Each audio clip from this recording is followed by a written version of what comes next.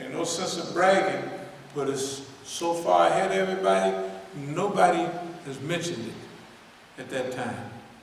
Nobody has thought about it, nobody even conceived of it. Why? Because none of the ingredients to cook that, to bake that cake was available. They wasn't there. You got to visualize what I'm trying to say, and I'm going to say it even further as we go along. Somebody got to have visionary input. Somebody has got some gifts going on here. And when we go into the next stage, people should have confidence in those gifts based on the historical record. It's just one of them now. Step 4, regional vision. What do you mean a regional vision?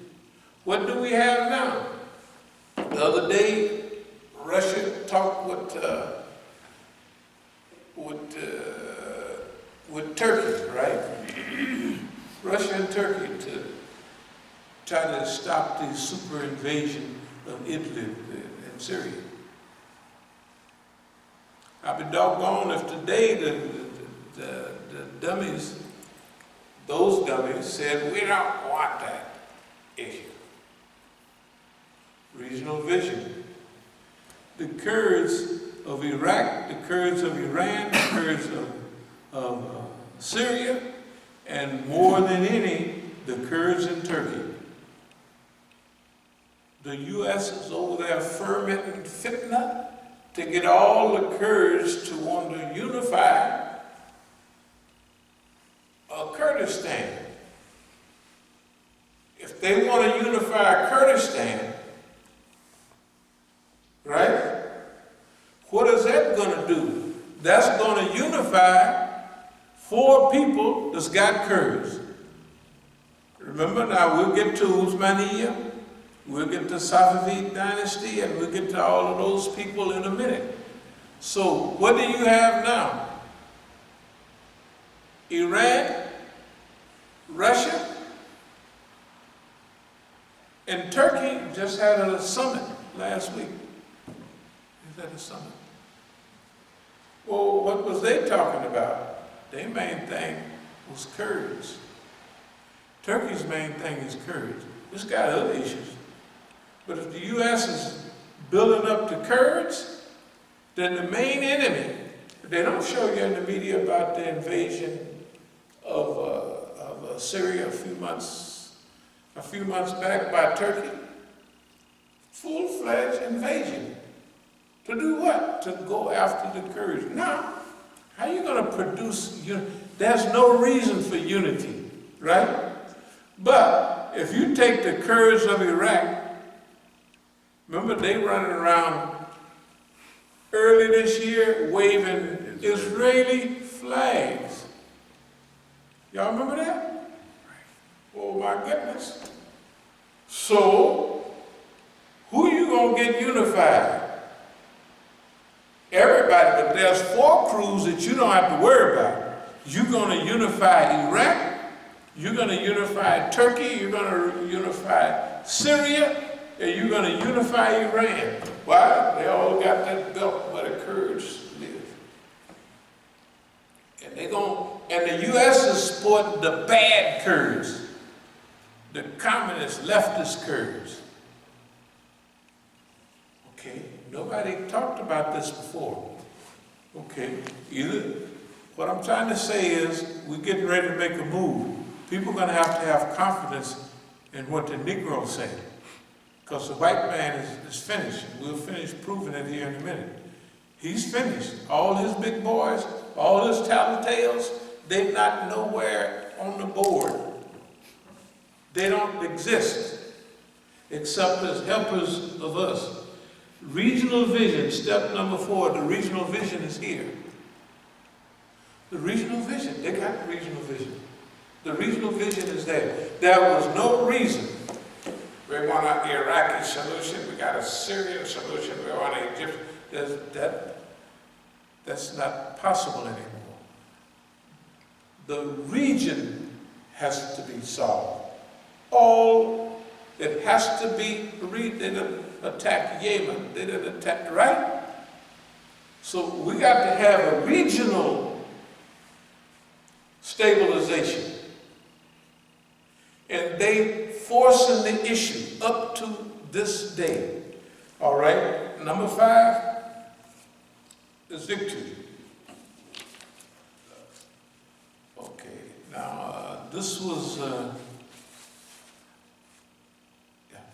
in Iran. You can see that my notes up there. I don't know Tehran and Farsi in this. So this is about 2.5 years ago.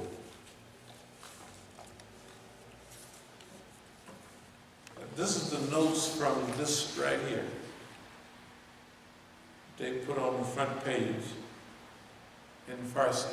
And you can see al-Faqih is a stabilizing force for global fitna. That's what this article says. And this article outlines a Negro telling Iranians exactly what to do. For example, Iranians, the Majlis cannot sit here, which they was doing, arguing with the foreign ministry. And the foreign ministry cannot get fat-headed and think that they're going to do super duper double wubble gymnastics, right? When it comes to diplomacy with the U.S. At that point, what we're telling the Iranians, the same thing we told them at the Angelin's conference last in December in San Francisco. Look, everything is going your way. That's what we told them in San Francisco. Everything is going your way. What you got to do now is get your akhlaq, get your morality, get your ethics right. Don't get nickel slick. Don't start playing with other people like you're trying to play with me. Not Iran, but one group. And we're not going to say who they are because we're on a love feast with Iran right now. Because what's going on right now takes them exactly right back to the beginning of the war 38 years ago. These fools, right, trying to regime change, divide Iran, scare the Shias. Who's responsible for Najaf and Karbala having 28 million people there when 2 million people or 3 million is overflow go to Hajj? Who's responsible for that? The United States government. Everything that's needed, this thing the other day, we're going to destabilize Iran, destabilize my behind. The attitude in Iran is exactly as it was 38 years ago, except they're not backwards. They're not poor. The world ain't against them. You got to look at what's happened in Iran. Look at it. The bombings and killings of Shias all over the so-called Middle East. Yeah. In Pakistan, in Afghanistan, they're having a field day. They're slaughtering Shias. Shias haven't responded. Even Rouhani said today, we're going to pay y'all back, but we're doing it by law. In other words, we ain't letting you trap us into a fight. We win it just like what we did in Oakland. We said, we ain't gonna fight you stupid. You a stupid nigga. You niggas are stupid. I don't fight no stupid niggas. I mean, you got a sign on your head. Come in. I'm here to provoke you. I'm here to make you mad. That's what I'm here for. It says provocation. Right? They said, no, nigga, ain't nobody gonna bother you.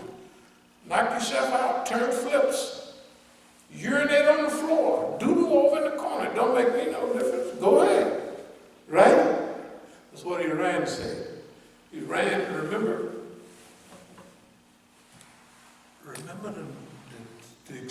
explosion in the mind a few years back when Obama and all his crew is hooking up this nuclear right? JOPC, whatever.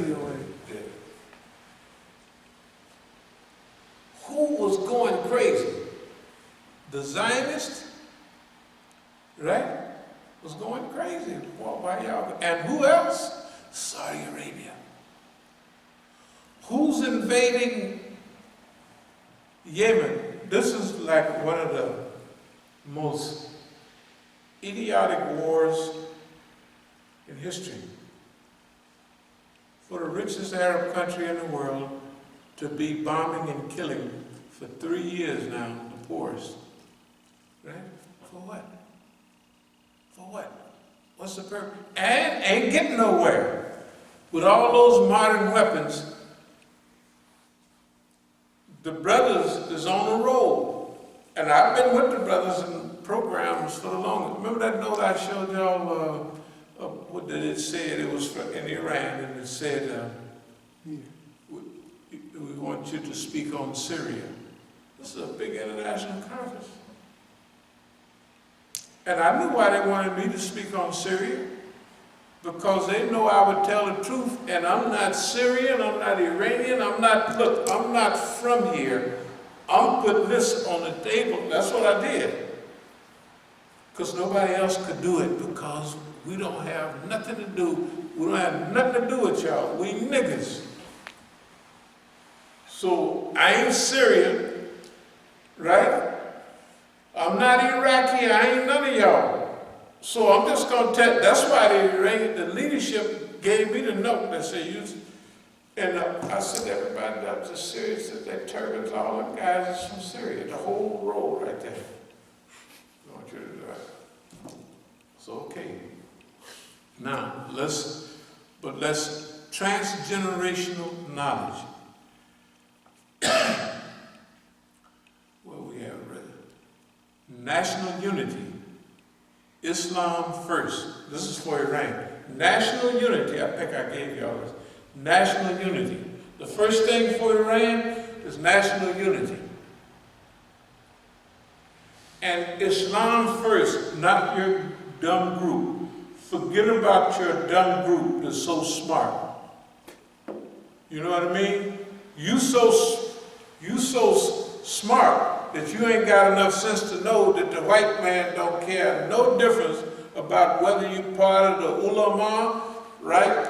Whether you're part of the executive branch, whether you follow al-Faqih, or whether you're in the foreign ministry. One thing y'all got in common is y'all is Iranians, right? The same thing we tell niggas. So you think, they used to have an old joke, what is the difference between a long-haired Muslim and a short-haired Muslim? The Nation of Islam and the Sunnis. I said, white man don't care about, I said, you niggas better be in the bed with each other, be friendly with each other. So, national unity, that's what this is about, national unity. What do we tell the Iranians? Now, we gave this at the University of Tehran. That's where you see all the big shots, Marendi and all them guys, that's where they are. They're in that department where I am. Islam first. Then after that, Iran first. Not your ministry, not your crew, right? Islam first. Do what's good for Islam first. Then, after that, do what's good for Iran first. Then, when you're doing what's good for Islam first, that means if the Afghans need a little help, help the Afghans, because it's for Islam. If the Negro need a little help, don't let the white man tell you, oh, it won't touch you if you talk to the Negro. Well, if the white man tell you to stay away from green beans, you ought to order all the green beans you can get, because something good in them, right? And he did a study and he know that that's what you need. And that's what I was telling him. I said, the white man, whatever he tells you to do, I'll go do the opposite. Whatever he means. I mean, not trying to trick me. But if I know he don't like something, that's what I'm gonna do. I don't care. All other stuff is periphery. Continue resistance economy. Invest inside. This is what it says. Now remember, what are they hoping for? Well, we're hoping. Not we're hoping. We're gonna get Rouhani and all and our homeboys. We got this treaty now. We're gonna. Happy days are here again. The Rabbis tell them resistance economy. What do we tell them? Resistance economy. Invest your own money inside your country. Nothing outside. Why? Because if it's outside, they can get at it. So you bring everything home. You laugh and talk with everybody, pat each other about it, everybody on the back, but you bring all the gold you can get your hands on and all that back to Iran. Well, he can't do nothing to you. Okay. So what we said was, we have right here, remember, Safavid, Uthmaniyya, and Mughal Empire. The old Islamic groups, they are all seem to be hand in hand, they're better than ever before, except the dumb Arabs.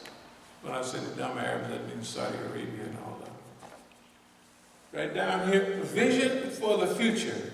What do you want to look like in 10, 20, or 30 years? Personal vision, national vision,